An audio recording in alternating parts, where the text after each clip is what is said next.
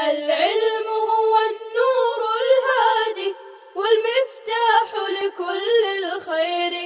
من يريد الله به خيرا. بسم اللہ الرحمن الرحیم. الحمد للہ رب العالمین والصلاة والسلام علی سید الانبیاء والمرسلین وعلی آلہ واصحابہ اجمعین. السلام علیکم ورحمۃ اللہ وبرکاتہ. عزیز طلبہ، آج ہم درس نمبر 114 کا آغاز کر رہے ہیں. آئیے دیکھیے اسکرین پر. وَكَذَلِكَ قَوْلُهُ تَعَالَى أُحِلَّ لَكُمْ لَيْلَةَ الصِّيَامِ الرَّفَثُ إِلَى قَوْلِهِ تَعَالَى ثُمَّ أَتِمُّوا الصِّيَامَ إِلَى اللَّيْلِ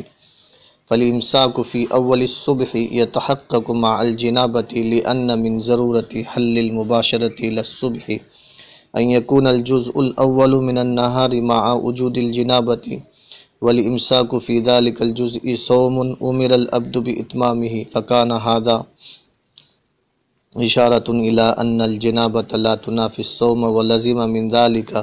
ان المضمضۃ والاستنشاق لا ینافی بقاء الصوم.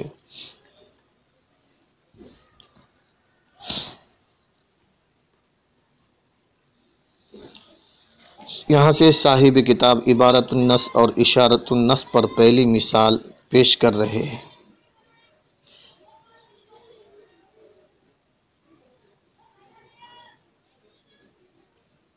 مثال یہ ہے کہ اللہ تعالیٰ کا ارشاد احل لکم لیلۃ الصیام الرفث الی نسائکم ہن لباس لکم وانتم لباس لہن علم اللہ انکم کنتم تختانون انفسکم فتاب علیکم وعفا عنکم فالآن باشروہن وابتغوا ما کتب اللہ لکم وکلوا واشربوا حتی یتبین لکم الخیط الابیض من الخیط الاسود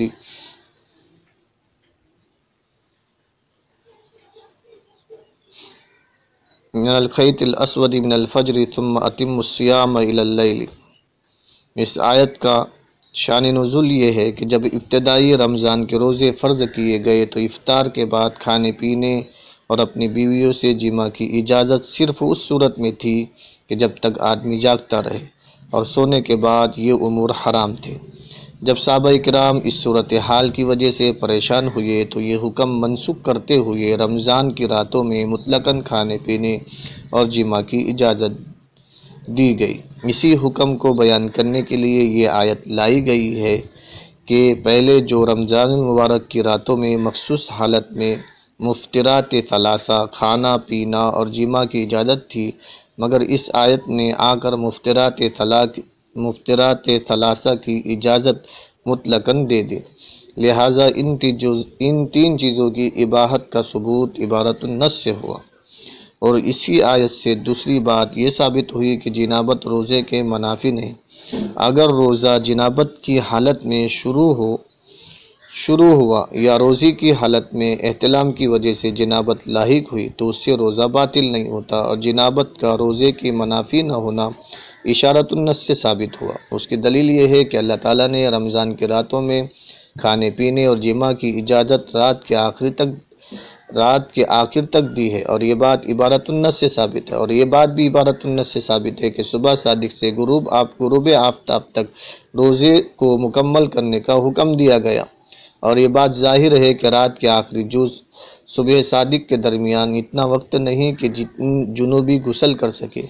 کیونکہ غسل ایک ممتد فعل ہے جس کو بجا لانے کے لیے کچھ وقت اور انتظام درکار ہے. لہذا اگر کسی شخص نے صبح کاذب کے آخر میں جماع کیا تو لازماً روزے کا ایک حصہ صبح صادق کے طلوع ہونے کے فوراً بعد کے وقت میں جو روزہ ہوگا وہ حالت جنابت میں ہوگا، کیونکہ تین چیزوں سے رکنے کا نام روزہ ہے جس کو پورا کرنے کا حکم اللہ تعالیٰ نے دیا ہے. اور یہ بات بھی ظاہر ہے کہ پورا کرنا شروع کرنے کے بعد ہی ہوگا، اور روزے کی شروع کی کیفیت حالت جنابت میں ہے. لہذا اگر روزہ جنابت کے منافی ہوتا تو روزے کا وجود نہ ہوتا، حالانکہ روزہ موجود ہے. لہذا معلوم ہوا کہ روزہ جنابت کے منافی نہیں، کیونکہ شے اپنی منافی کے ساتھ نہیں پائی جاتی. اس بحث کا نتیجہ یہ ہے کہ فرمان باری تعالیٰ فالآن باشروہن سے اشارۃ النص سے یہ بات ثابت ہوئی کہ جنابت روزے کے منافی نہیں. لہذا جنابت کا روزے کے منافی نہ ہونے سے یہ بات بھی ثابت ہوئی کہ غسل جنابت میں کلی اور ناک میں پانی چڑھانا روزے کے منافی نہیں، چونکہ غسل جنابت میں کلی اور ناک میں پانی چڑھانا دونوں فرض ہے، البتہ روزے کی حالت میں کلی کی جائے گی، غرارہ نہیں کیا جائے گا۔ صاحب کتاب کی عبارت وَيَتَفَرَّعُ مِنْهُ سے صاحب کتاب وَيَتَفَرَّعُ مِنْهُ سے قبل صاحب کتاب نے یہ بیان کیا تھا کہ ناک میں پانی چڑھانا اور کلی کرنا روزے کی صحت کے منافی نہیں، تو اس سے یہ بات بھی معلوم ہوئی کہ روزے دار کوئی چیز چکھ کر تھوک دے تو روزہ فاسد نہیں ہوگا، کیونکہ جب نمکین پانی کے ذریعے کلی کرنے اور اس کے چکھنے سے روزہ نہیں ٹوٹتا تو پانی کے علاوہ دوسری شے کے چکھنے سے بھی روزہ نہیں ٹوٹے گا۔ اب یہاں ایک سوال پیدا ہوتا ہے، کیا روزے دار کو مطلقاً چکھنے کی اجازت ہے یا کچھ قید بھی ہے؟ جواب یہ ہے کہ چکھنے کی اجازت کے متعلق یہ بات یاد رہے کہ مجبوری کے وقت فقہاء کرام نے چکھنے کی اجازت دی ہے کہ مثلا کسی عورت کا شوہر اتنا سخت ہے کہ سالن میں مسالہ جات کے کم و زیادہ ہونے پر بیوی کو مار پیٹ کرتا ہے، تو اس صورت میں چکھ کر تھوک دینے کی اجازت ہے۔ اسی طرح کسی بچے کے لیے اور کوئی غذا نہیں تو روٹی چبا کر دی جا سکتی ہے جبکہ کوئی بھی روزہ نہ ملے۔ خلاصہ یہ ہے کہ بلا ضرورت نہیں چکھنا چاہیے مگر ضرورت کے تحت جائز ہے، جیسا کہ ضرورت کے متعلق مشہور قاعدہ ہے الضرورات تبیح المحظورات۔ وعلم عزیز طلبہ وعلم منہ ای قولہ تعالی ثم اتم الصیام سے صاحب کتاب یہ بیان کر رہے کہ جب اللہ تعالیٰ نے 3 چیزوں سے رکنے کو روزہ قرار دیا ہے تو اس سے یہ بات ثابت ہو گئی کہ اگر کسی شخص کو خواب میں احتلام ہو جائے یا پشنے لگوائے یا تیل لگائے تو یہ امور روزے کے منافی نہیں، لہذا ان امور کے واقع ہونے سے روزہ فاسد نہیں ہوگا، کیونکہ روزہ 3 چیزوں سے رکنے کا نام ہے جس میں نیت بھی ضروری ہے۔ اس کی تفصیل آئندہ کے سبق میں انشاءاللہ بتلائیں گے۔ پشنے لگوانے کے متعلق حدیث میں آتا ہے افطر الحاجم والمحجوم، پشنے لگانے والے اور لگوانے والے دونوں کا روزہ افطار ہو گیا، ٹوٹ گیا۔ اس حدیث میں یہ بتلانا مقصود نہیں کہ ان کا روزہ ٹوٹ گیا، بلکہ یہ بتانا ہے کہ روزہ ٹوٹنے کے قریب ہے۔ وہ اس طرح کہ پشنا لگانے والا منہ کے ذریعے خون کو چوستا ہے، ممکن ہے کہ چوسنے کی وجہ سے حلق سے اتر جائے اور روزہ ٹوٹ جائے، اور پشنے لگوانے والے کا روزہ ٹوٹنے کے اس طرح قریب ہے کہ کمزوری کی وجہ سے عموماً روزہ توڑ دیا جاتا ہے۔ عزیز طلبہ، آئیے دیکھیے اب ہم عبارت کا ترجمہ کر لیتے ہیں۔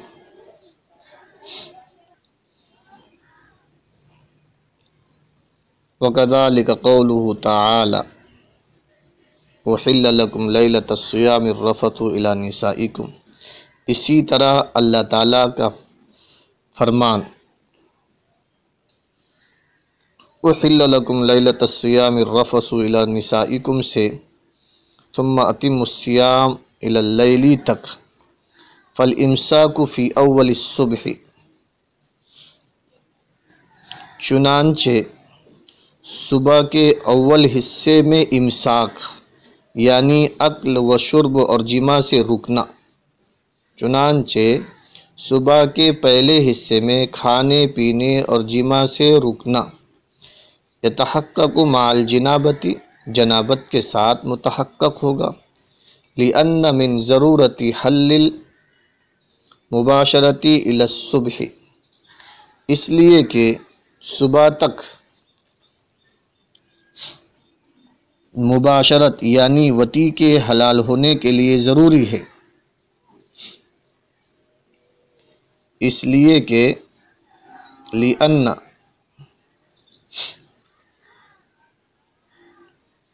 لأن من ضرورت حل المباشرت، اس لیے کہ صبح تک وطی کے حلال ہونے کے لیے ضروری ہے کہ دن کا پہلا حصہ ان یکون الجزء الاول من النہار، اس لیے کہ صبح تک مباشرت کے حلال ہونے یعنی وطی کے حلال ہونے کے لیے ضروری ہے کہ دن کا پہلا حصہ ان یکون الجزء الاول من النہار، دن کا پہلا حصہ جنابت کے ساتھ موجود ہو۔ والامساک فی ذلک الجزء، اور اسی حصے میں، اور دین کے اسی حصے میں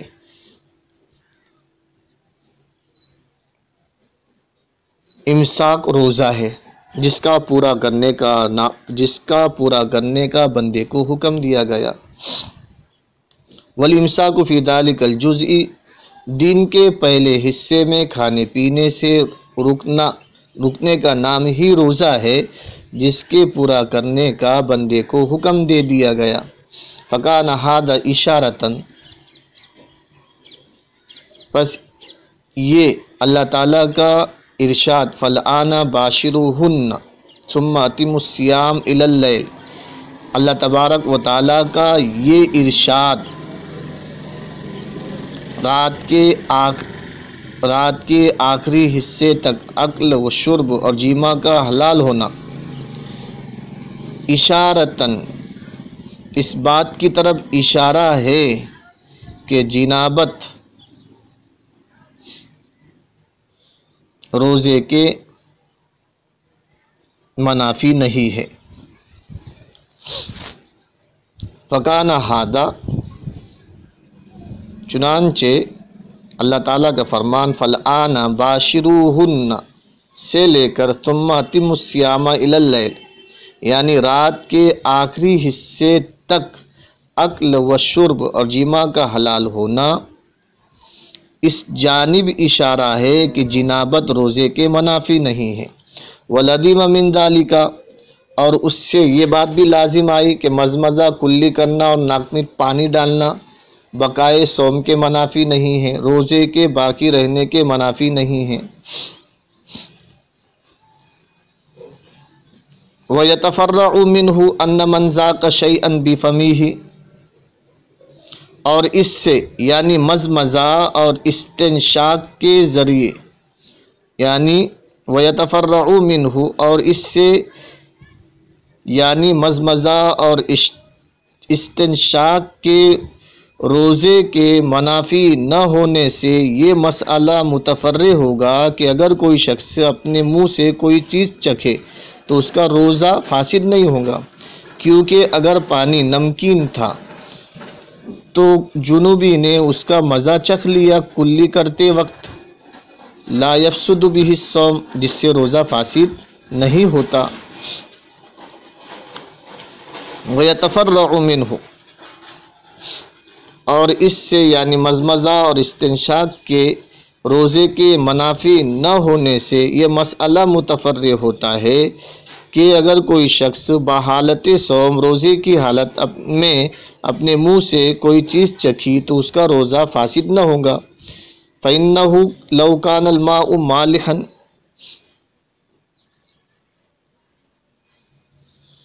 کیونکہ اگر پانی ایسا نمکین ہو یجد طعمہ، جس نمکین پانی کا ذائقہ روزے دار کلی کرتے وقت محسوس کرے، لا یفسد بہ الصوم،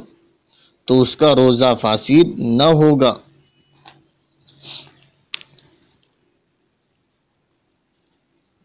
وعلم منہ، اور اللہ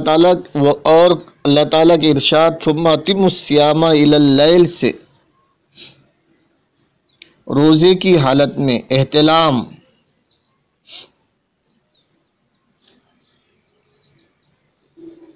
یعنی خواب میں غسل کی حاجت ہونے اور پچنا لگوانے اور تیل لگانے کا حکم بھی معلوم ہو گیا۔ لأن الكتاب لما سمى الامساك اللازم بواسطة الانتهاء عن الاشياء الثلاثة المذكورة في اول الصبح صوما، علم ان ركن الصوم يتم بالانتهاء عن الاشياء الثلاثة، اس لیے کہ کتاب اللہ نے جب امساک کا نام روزہ رکھا جو صبح کے اول جز میں مذکورہ تین چیزوں عقل، شرب، جمع سے باز رہنے اور رکنے کے واسطے سے لازم آئے تو یہ بات معلوم ہو گئی کہ رکن صوم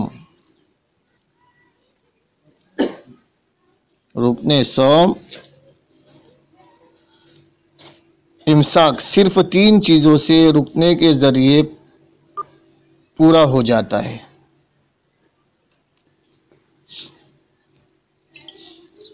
لأن الكتاب لما سمى الإمساك اللازم بواسطة الانتهاء عن الأشياء الثلاثة المذكورة في أول الصبح صوما،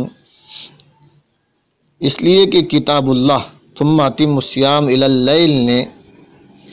جب اس امساک کا نام روزہ رکھا ہے جو صبح کے اول حصے میں مذکورہ 3 چیزوں کھانے پینے اور جمع سے باز رہنے اور رکنے کے واسطے سے لازم آئے تو یہ بات معلوم ہو گئی کہ رکن صوم یعنی امساک صرف 3 چیزوں سے رکنے کے ذریعے پورا ہوتا ہے۔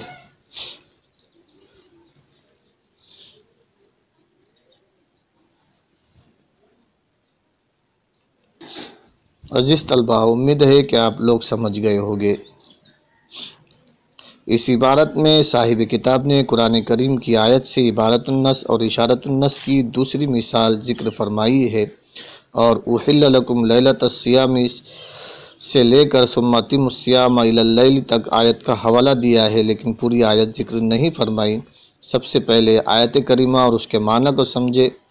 سورہ بقرہ 2 پارے میں اللہ تعالیٰ ارشاد فرماتے ہیں احل لکم لیلۃ الصیام الرفث الی نسائکم ہن لباس لکم وانتم لباس لہن علم اللہ انکم کنتم تختانون انفسکم فتاب علیکم وعفا عنکم فالآن باشروہن وابتغوا ما كتب الله لكم وكلوا واشربوا حتى يتبين لكم الخيط الأبيض من الخيط الأسود من الفجر ثم أتموا الصيام إلى الليل۔ ترجمہ یہ ہے کہ تمہارے لیے حلال کر دیا گیا ہے روزے کی رات جمع کرنا اپنی بیویوں سے، وہ تمہارے لیے لباس ہے اور تم ان کا لباس ہو۔ اللہ تعالیٰ جانتے ہیں کہ تم خیانت کرو گے اپنے آپ سے، تو اس نے تم پر توجہ فرمائی اور تمہیں معاف کر دیا۔ بس اب تم ان سے مباشرت کرو، جمع کرو اور طلب کرو اس کو جو کچھ اللہ تعالیٰ نے تمہارے لیے لکھ دیا ہے۔ کھاؤ اور پیو یہاں تک کہ تمہارے سامنے ظاہر ہو جائے فجر کا سفید دھاگا کالے دھاگے سے، پھر تم روزے کو مکمل کرو رات تک۔ عزیز طلبہ، یہ آیت کریمہ رمضان کی رات میں اپنے بیویوں سے صحبت اور کھانے پینے کے حلال ہونے میں عبارت النص ہے۔ ابتدائی زمانہ اسلام میں رمضان کی رات میں سونے سے پہلے کھانے پینے اور مباشرت کی اجازت تھی، لیکن سونے کے بعد پھر کھانا پینا اور مباشرت حرام ہو جاتی تھی۔ ظاہر ہے کہ یہ حکم بڑا دشوار تھا، اس لیے اللہ تعالیٰ نے اس آیت کریمہ کو اتار کر رمضان کی رات میں کھانے پینے اور مباشرت کو حلال قرار دی، تو یہ آیت اس حکم میں عبارت النص ہو گئی۔ مصنف رحمہ اللہ نے عبارت النص کے حکم کی تصریح نہیں فرمائی، شاید اس اعتماد پر کہ اصول شاشی پڑھنے والے طلبہ نے تفسیر میں اس آیت کے اتارنے کا پورا پس منظر اور اس کی تفسیر پڑھ لی ہوگی، اور وہ اس آیت کے عبارت النص کے حکم کو از خود سمجھ جائیں گے۔ مصنف رحمہ اللہ نے اس آیت کو صرف اشارت النص کی مثال بنا کر پیش کیا ہے۔ عزیز طلبہ، امید ہے کہ آپ لوگ سمجھ گئے ہوگے۔ والسلام علیکم ورحمۃ اللہ وبرکاتہ۔ السلام عليكم، لا تنسوا الاعجاب بالفيديو والاشتراك في القناة تشجيعا لنا لنستمر بنشر المزيد إن شاء الله.